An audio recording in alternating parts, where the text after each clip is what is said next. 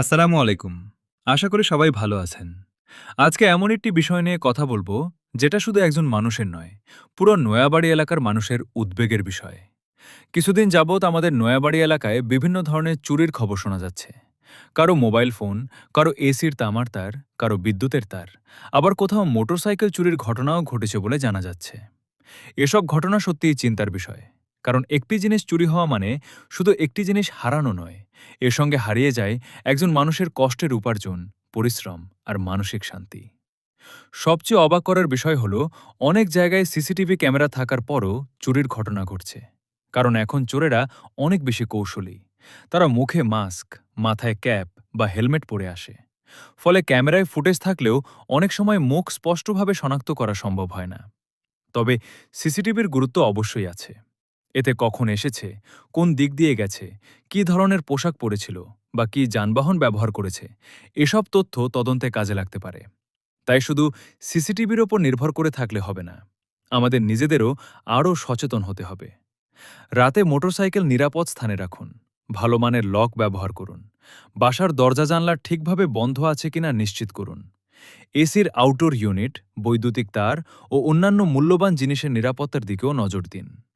আর যদি এলাকায় কোনো অপরিচিত ব্যক্তি বারবার সন্দেহজনকভাবে ঘোরাফেরা করতে দেখেন, তাহলে বিষয়টি অবহেলা করবেন না। নিজেরা ঝুঁকি না নিয়ে এলাকার দায়িত্বশীল ব্যক্তি বা আইনশৃঙ্খলা বাহিনীকে জানান। আর একটা বিষয় আমি বিশেষভাবে বলতে চাই, আমাদের নয়াবাড়ি এলাকায় নিয়মিত নাইট গার্ডের ব্যবস্থা নেই। আমার মনে হয় সময় এসেছে আমরা সবাই মিলে এই বিষয়টি নিয়ে ভাবার।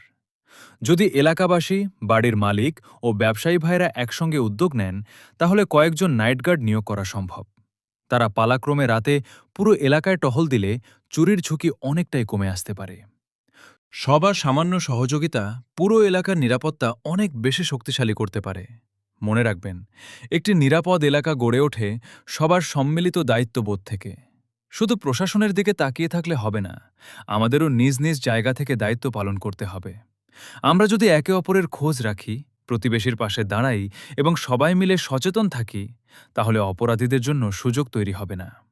এই ভিডিওর উদ্দেশ্য কাউকে ভয় দেখানো নয়, বরং সবাইকে সচেতন করা এবং একটি গঠনমূলক উদ্যোগের আহ্বান জানানো। আশা করি নয়াবাড়ির সম্মানিত বাসিন্দারা বিষয়টি গুরুত্বের সঙ্গে বিবেচনা করবেন এবং আমাদের এলাকার নিরাপত্তা আরও জোরদার করতে এগিয়ে আসবেন। আপনাদের কাছে একটি প্রশ্ন রেখে শেষ করছি। আপনার কি মনে হয়, নয়াবাড়ি এলাকায় কয়েকজন নাইট গার্ড নিয়োগ করা এখন সময়ের দাবি? আপনার মতামত কমেন্টে জানান।